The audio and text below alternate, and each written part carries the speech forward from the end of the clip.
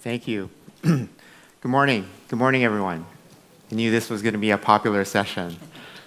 Welcome. My name is Michael Jian, and I'll be your moderator for today's panel discussion. I'm formerly myself a startup operator of an AI company, and now I'm a venture capital investor at Solasta Ventures, which is a San Francisco-based frontier tech investing venture capital firm that focuses on enterprise AI and robotics. So I'm particularly excited about today's conversation with our distinguished guests. Would like to keep this conversation informal and relatively conversational. And towards the end, we'll leave a few minutes to take questions from the audience. So without further ado, please let me say a few words about our guests. So Dr. Weini Zhang is Associate Professor of Accounting at Chun Kong. Oh, congratulations. Professor at Chun Kong Graduate School of Business in Beijing. His research interests include financial analysis, corporate disclosure, investor relationship management, corporate governance, internet platform business, and strategic financial management. He also works with Development Research Center of the State Council of China and the Energy Fund of the US on research projects. Professor Zhang has advised many of China's leading AI companies and helped over 100 companies in China implement AI in their organizations. Dr. Anindiya is the Heinz Riel Chair Professor of Business at the Stern School of Business at NYU, where he holds a joint appointment in the Technology Operations and Statistics and Marketing departments. Any promotions to talk about? No? Okay. Having been recognized as one of the top management thinkers, most likely to shape the future of organizations and a top 1% researcher for their influence in their fields, Professor Goes is a global expert in technology, data, and data transformation, and has done in-depth work in recent years on AI transformation for several dozens of companies around the world.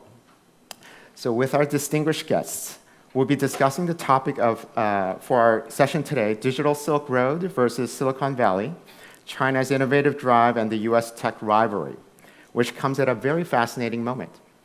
On one side, we've seen China move at breakneck speed, already 230 million generative AI users as of last year in less than 2 years, and firms like DeepSeek and Alibaba pushing into AI models and chips that just a few years ago seemed to be out of reach.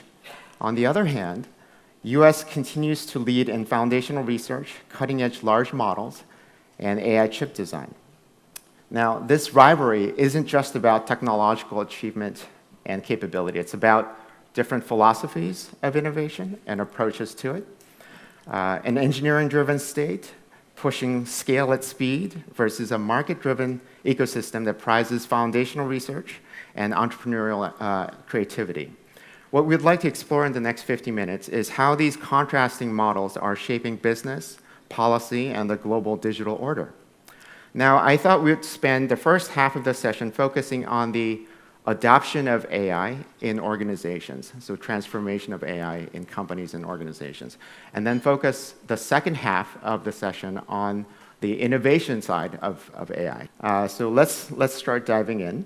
So talking about the adoption side of AI, which is the only justification in the end for the enormous cost that we've been investing in on the innovation side of AI. Earlier this year, DeepSeek, a Chinese company, stunned markets because it was developed at a fraction of the cost of Western rivals. And markets finally saw that it would be possible for AI to be rapidly and broadly adopted by companies across many different industries and around the world. Even in my own experience, many of our portfolio companies have begun to talk about becoming an AI-first company in the board meetings this year. But I'd like to start by looking into what that really means. So, Professor Goes, let me start with you. You've done a lot of work in this area. How do you define, first of all, AI transformation for a company or for an organization? What does it mean to be an AI-first company? Does it mean that everything is automated with AI? Thank you, Michael. So I would start by saying that we've actually published a book recently on this topic in which we actually outline the framework for what is AI first or AI adoption. Basically, the way to think about this is we have 3 layers and then we have 4 pillars. Okay, that's how I would frame it. The first layer is, at the bottom, is something called data engineering. Data engineering is the layer where essentially, almost every data set that I've worked with in the last 20 years is messy, raw, it's noisy, it has a lot of missing observations, missing values. So curating the data set before you feed it into any AI algorithm is the data engineering part. Okay? And this cannot be fully automated. You still need a lot of human intervention. And so, for example, people with skill sets in Python and R and big data and cloud computing, those are the kind of skills you need in the data engineering layer. Now, once the data set has been cleaned, then it is ready to be fed into any sort of algorithm. And at that stage, we define the house of AI as something that has 4 pillars. The first pillar is what we call descriptive AI. Descriptive AI, at this stage, you're answering the question, what has happened so far? Okay? You're not imposing any models yet. You're answering a question, what has happened? And this requires skills like in data visualization. Okay? Following that, you get to the predictive question, which is what will happen next? Okay? There you need skill sets in machine learning, forecasting, data mining, etc. Following that, and the third pillar is probably the most important of all of this, is causal inference. And the idea is that you are trying to understand why something happened. Okay? And lastly, you have what we call the prescriptive AI pillar, which is what should we do after that? That requires skill sets in optimization. Okay? So the 4 stages are 4 questions, right? What has happened? What will happen next? Why did something happen? And what should we do about this? Then comes what we call the third pillar is, the third layer is the modern AI, generative AI pillar. This includes things like, you mentioned DeepSeek. DeepSeek is a fundamental example of reinforcement learning. We have generative AI, we have modern AI, we have reinforcement learning. Obviously, all of this has to be done in a very fair, transparent, equitable way so that people know why the data set that are being used, they have been debiased, there's no, the fundamental issues with all of that, okay?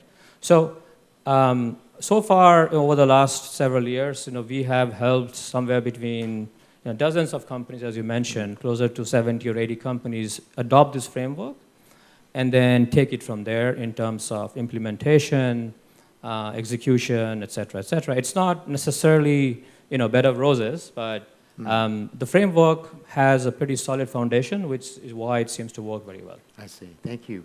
That's a very interesting framework. It's first time for me to hear about that. I'll come back to you on to delve more into that, but let me turn to Professor Zhang at the moment. You're currently teaching a course called Organizational Restructuring in the AI Era, and you've helped about 100 companies in China, which is very impressive in their implementation of AI platforms and applications. What organizational changes would you say are most critical when firms are adopting or implementing AI? So, with the perspective of organization, so the fundamental questions for the organization is this. So when the organization get bigger, get larger, so even scaling, so the complexity increased exponentially. So previously, we solved these problems through 2 ways. The first way is the division of the labors plus the processes. So we just making the complex problems into the very simple problems.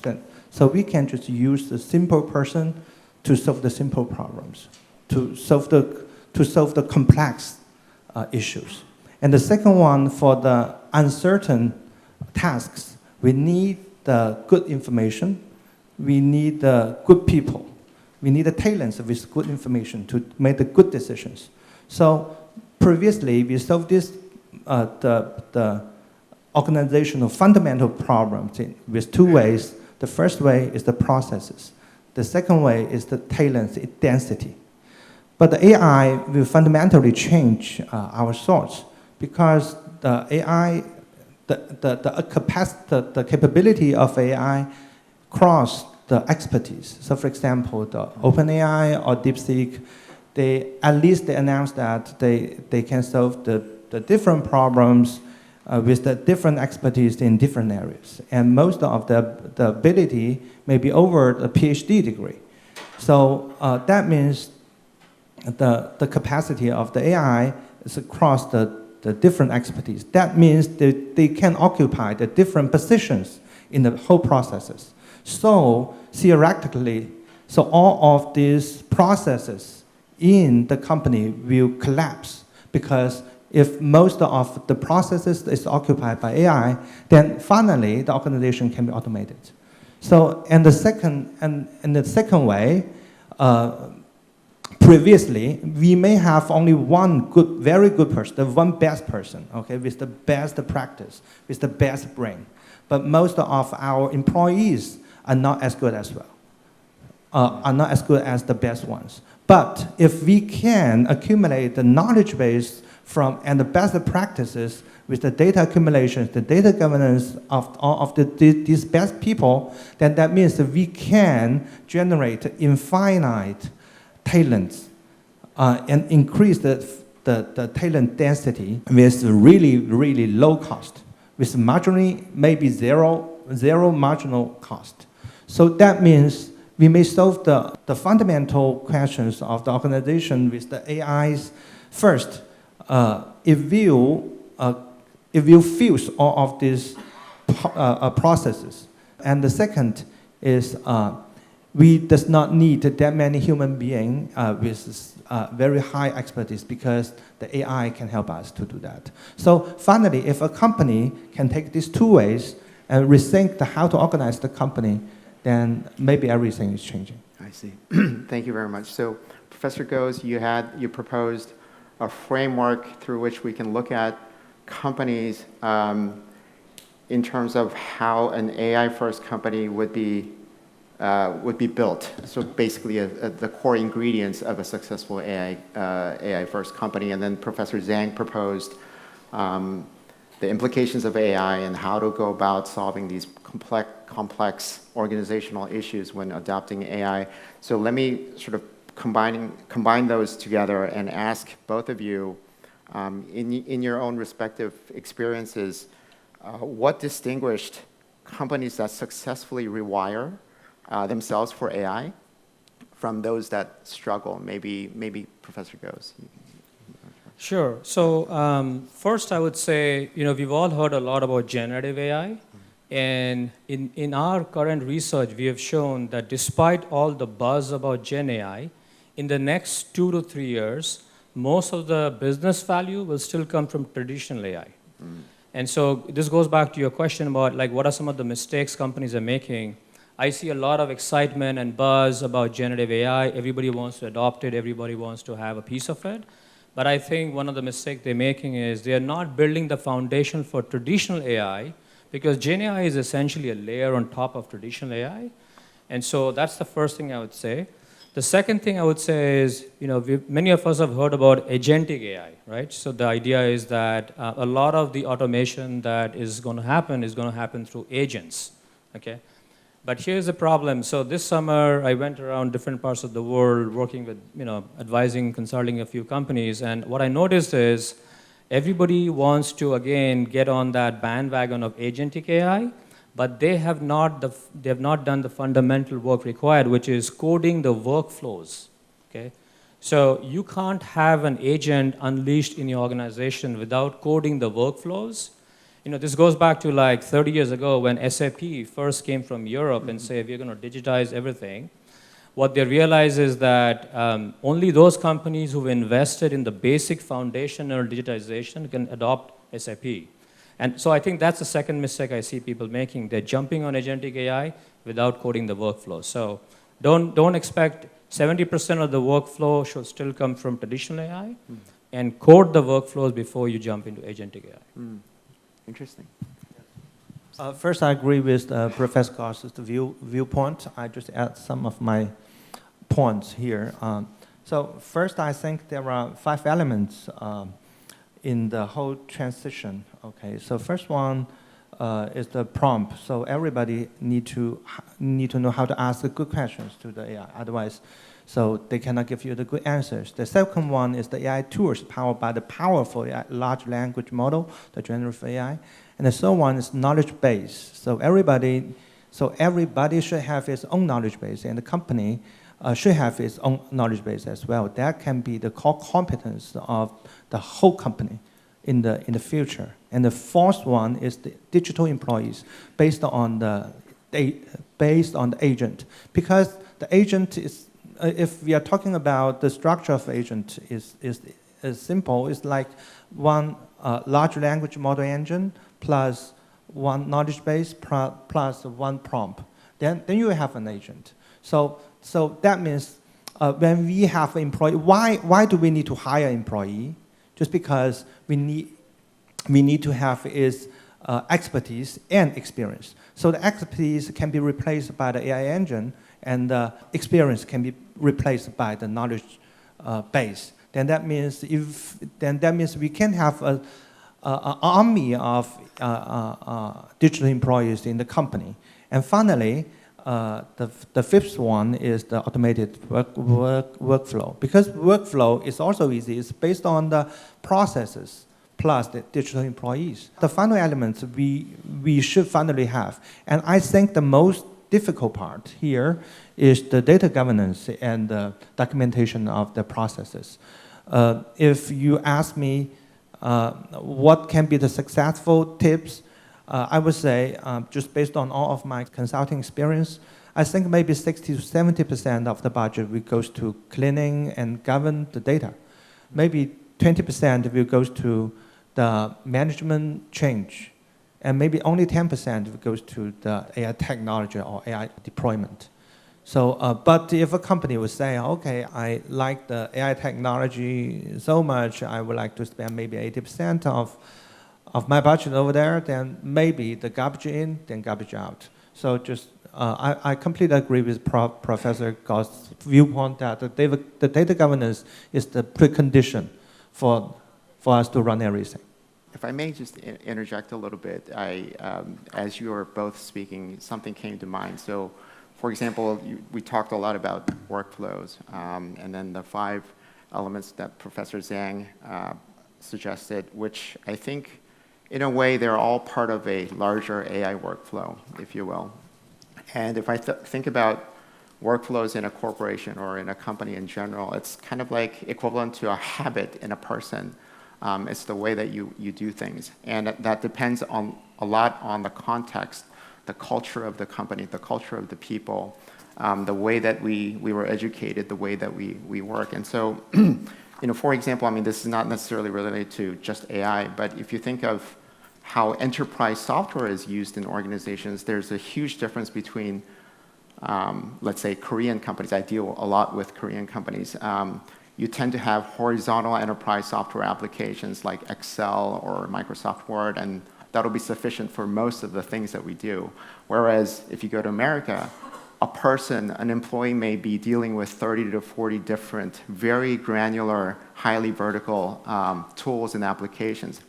And I think that all stems from cultural differences. So it's a long way to ask the next question, which has to do with the context and the cultural, economic, demographic, what have you, all the context that surrounds a particular country or a company. So I suppose it goes without saying that when it comes to AI transformation, we can't apply a general playbook to all companies and expect it to work uniformly well. You have to take all of the different contexts into account. So maybe I'll start with Professor Zhang first this time. I'm curious to hear about your view on how these subtle differences might affect how firms in China transform themselves around AI compared to maybe how the ones in the US or outside of China might transform themselves. This is a very good question. So the first problem here in China is this, okay? So this kind of 2 flips of the one coin. On one hand, Chinese companies develop very, very rapidly in the last 30 years. So in almost all of these areas. So yes, we have made a great achievement, but at the same time, we still have some very significant cost to pay. That is in order to grow very fast, so the informal relationship in the company's management is over the documented processes. So most of our knowledge is stored in the brain of the senior workers. Does not stored in our system. Does not store in the ERP.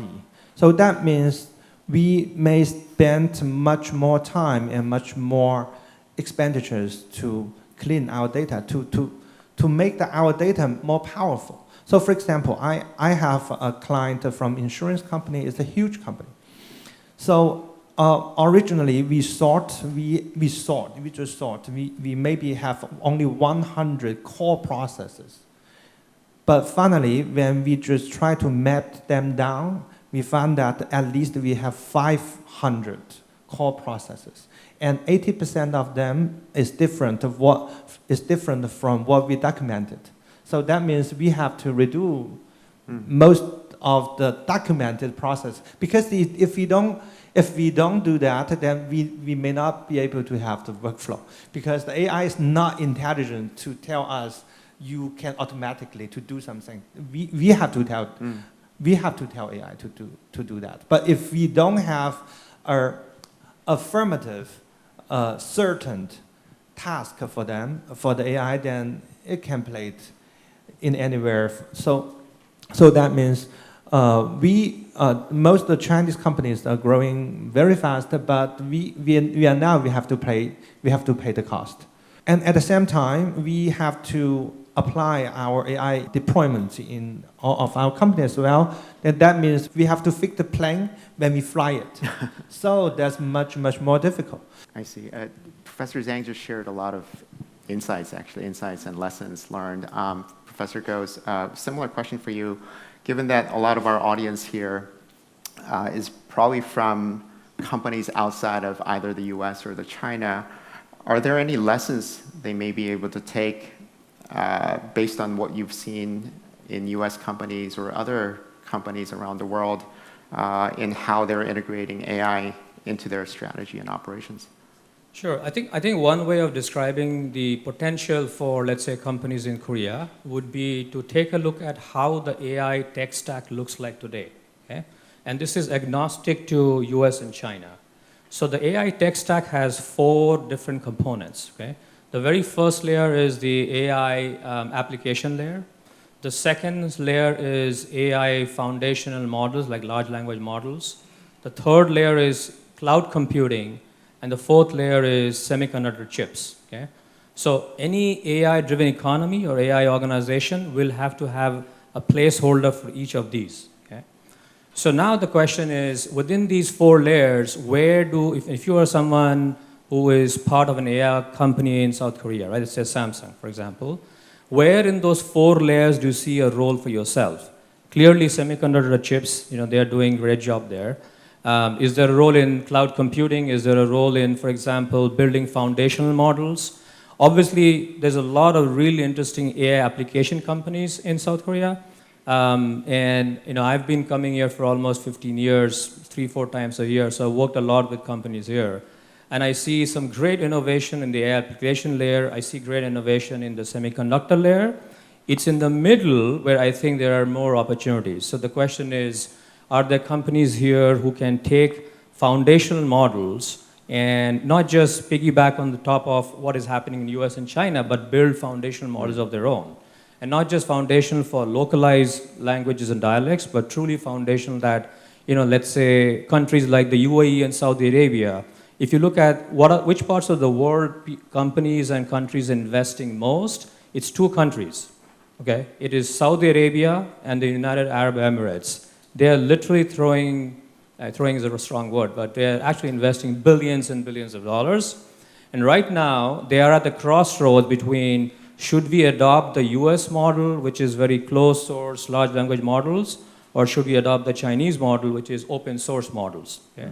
So I was in Saudi Arabia and UAE recently this year, and when I spoke to the folks over there, they said, look, on one hand, if you can get me 90% of the value at 20% of the cost, why shouldn't I do open source and work with companies in China? On the other hand, there's another school of thought which says, no, AI has to be perfect, and so I would rather pay 100% for 100% of the value, and so I'd rather do the closed source large language model. So I think the world is right now at a crossroads, and we'll have to wait to see how things actually unfold. Interesting. Professor Zhang, can I ask a very similar question that Professor Goes was just talking about, but let me put a sovereign AI lens on top of that.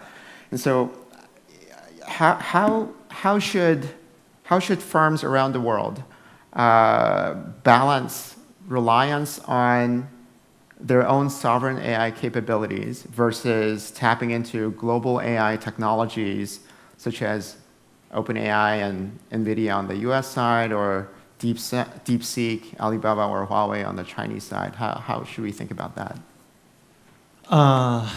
Just based on my experience, okay, I cannot say it's correct or not.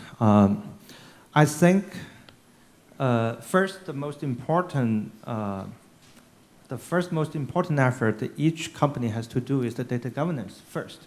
Okay, so they have to very well organize and build on the very good data platform. And the data platform is not a very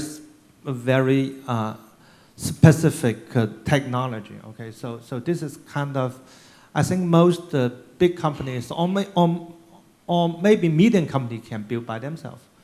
Or otherwise you can rely on some the third-party platforms. So this is the first one. So you have to build your own data foundations and process foundations. And the second one is choose the best one available in your country. So you can evaluate the different, so for example, the OpenAI and Anthropic have the best closed large language model over the world. And their quality is really, really good. Okay, I think that they are the best over the world. But the China have the DeepSeek, the Tongyi from Alibaba.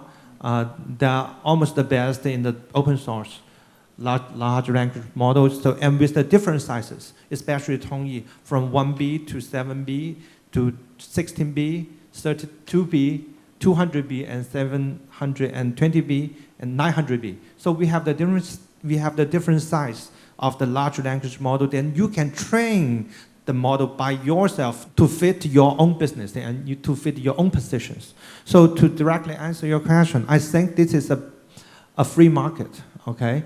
So the most important thing for each company have to do is to build their own platform of data, and then to get the best available large language model they can get over the world. So I don't think we need to, at this time, in the short run, to just lock yourself into any ecosystem, because this is a kind of infinite game. Maybe one day A is better, B is worse. But maybe tomorrow one is worse, B is better. So this, if everyone is on the table, and I think this is an infinite game. Yes. Yeah, please. So I agree with Professor Zhang on the data governance part, and actually that reminded me of something on this question of which way should the world go, right, between open source and closed source. So back in Dubai, there was an interesting event where a few of us were speaking. One theory proposed by, and there were some really smart people, one theory proposes for consumer level adoption, maybe we should do open source. For enterprise level adoption, maybe we should do closed source, okay? Because the cost of making errors at the enterprise level is compounding at a much higher level.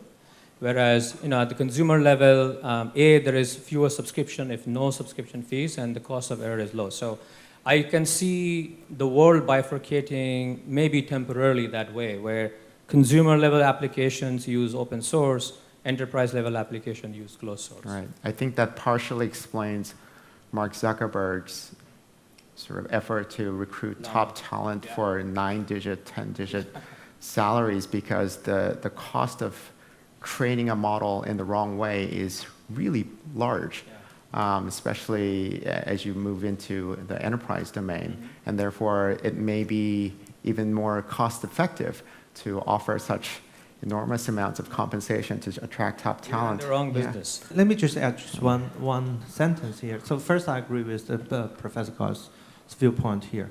And the second thing is, I think whether it is the closed source or open source, it's about only the business model.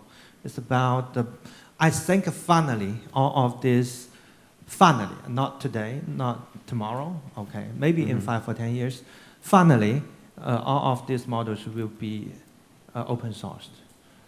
It's like electricity, okay? So when we are now using electricity when we don't care who is the vendor. Finally, when, for example, the AGI, ASI comes up, so if in the future something happen like that, so we just use this intelligence as like just as electricity, okay, and we don't really care who is the vendor. And maybe that's why all the LLM companies are now focused on the layers on top of the LLM to help differentiate themselves, because LLM is fast becoming a commodity. So let's talk a little bit about policy for a minute then. There are obviously contrasting approaches to technology policy, which affects innovation and entrepreneurship. Perhaps in the US, we have a more of a reactive approach, for example, through antitrust laws or export controls, whereas in China, you have a set of policies that are more highly directive, if you will. So for example, China set up what's called the National AI Champions a few years ago, which consists of companies like Baidu or Alibaba, Tencent, that were designated by the Chinese government to lead Chinese AI. So maybe going back to Professor Go's, how do you think these contrasting policy regimes would shape or affect entrepreneurship and maybe even risk-taking differently over time in these two different regions or powerhouses? Sure. So, as I was briefly mentioning to you on the way here, the last 5 years I spent working on the antitrust cases in the US as a testifying expert for Google, Meta, and some of these companies, where the government in both European Union and the US has been trying to break up these companies. And part of our job was to argue using like data and machine learning why they shouldn't be broken up. So really recently, Google won the monopoly case against the U.S. government. Google will no longer be broken up, right? So the DOJ, U.S. government lost that case. We were part of the Google team in that case. The one thing I would say is going forward, I can already see that, that 4-layer AI tech stack I described to you, applications, LLM, cloud computing, semiconductor chips. We see 4 or 5 companies, the same companies in each layer, okay? So Microsoft, Amazon, Google, these companies are there in every layer. So right now, the US government, when thinking about antitrust policies, is saying, should we stop this process where the same 4 or 5 companies dominate each layer? To me, that conversation is important, but I don't think it should progress to a place where, for example, the European Union, I feel that they are regressing back.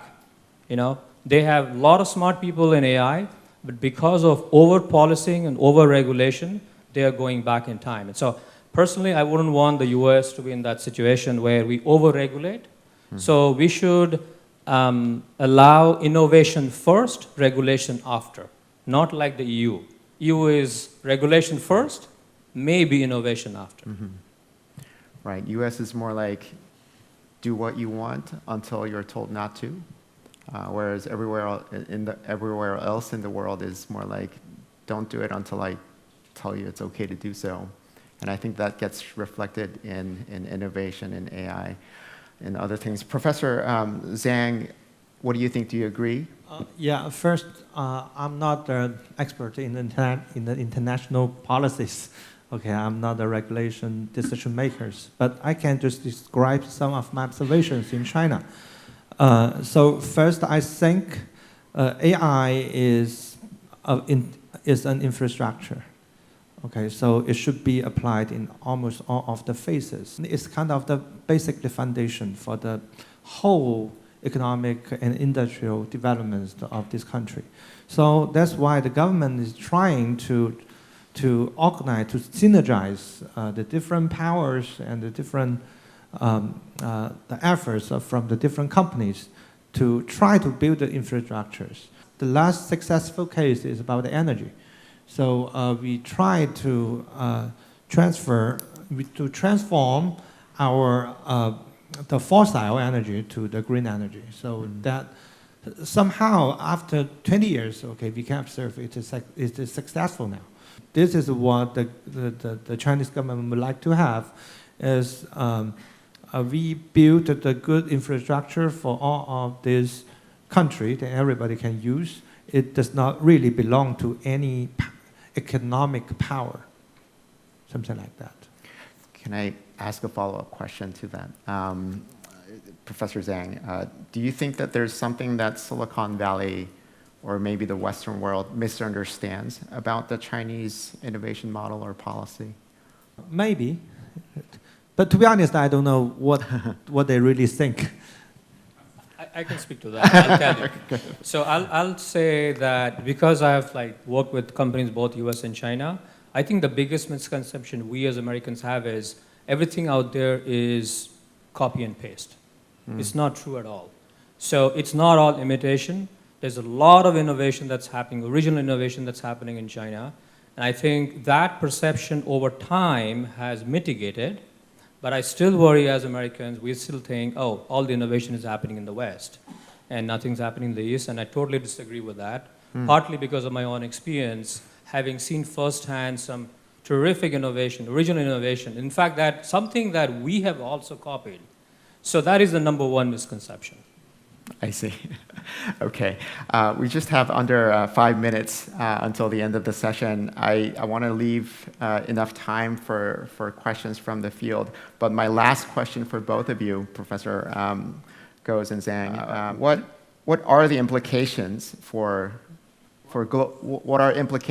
global firms who now are finding themselves more and more being in between these two large and advanced AI powerhouses?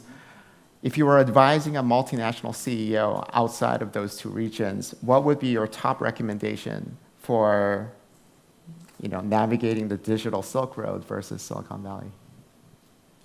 So maybe, I'm originally from India, so I'm Indian American, so I'll give you the Indian perspective, right? So it's between US and China. My number one recommendation, or one of the recommendations to companies in India, or the government of India, was recently that, look, I don't think you need to choose now between the US model or the Chinese model, the closed source or open source, implementation of research versus adoption, etc. I think you should look for, in that 4-layer stack, right? Is there innovation opportunities for Indian companies to build original LLM models, foundational models? I don't think India should go into semiconductor chips. That's very CapEx heavy. I don't think we should get into cloud computing, that's CapEx heavy. But we can probably do a better job in, for example, original foundational models in LLMs, okay? And applications. So I think maybe keep your eyes and ears open. Don't take a decision now, just like the Saudis and the UAEs are doing. They're saying, okay, maybe for consumer applications, we're going to do open source, enterprise closed source. 90% of the cost at 20% of the quality. 90% of the quality at 20% of the cost is good enough. That's the same advice I shared with friends and the government in India. Dr. Zhang? Okay. Yes, Actually, I have several multinational clients here, and my advice is directly like this. We have 3 stages. Okay, the first stage, you have to convert yourself as an AI-driven company or AI-driven organization just based on all of these 5 elements that we have talked. And the second thing is because your digital employees is taking the jobs, So that means many of your services and products can be initiated and driven by the AI. Then that means you can start selling the AI-driven product in your business area. Okay, so this is the second stage. Okay, you convert yourself as the AI-driven company, and the second, you selling the AI product. And the third one is, since you are the leading companies in this area, that means that many of your followers would like to learn from you. Then you can maybe in the future you can create something like the App Store in the Apple. Okay, I can sell my digital employees. I can sell my automated workflows. So all of these entrepreneurs would be very easier to get off them and to assemble them and to start a new business. Then in the future, maybe the company itself is the infrastructure or the foundation of the whole development of this whole industry. So if you can just achieve the stage 3, then that means you yourself is this industry. Thank you very much. I'd like to take a moment to thank the organizers for this event, and like to thank you, the audience, for your engagement today, and finally thank our distinguished guests, Professor Zhang and Professor Goes. Can we have a round of applause, please? Thank you. Thank you. Thank you. Thanks Thank for you your very much. insights. 감사합니다.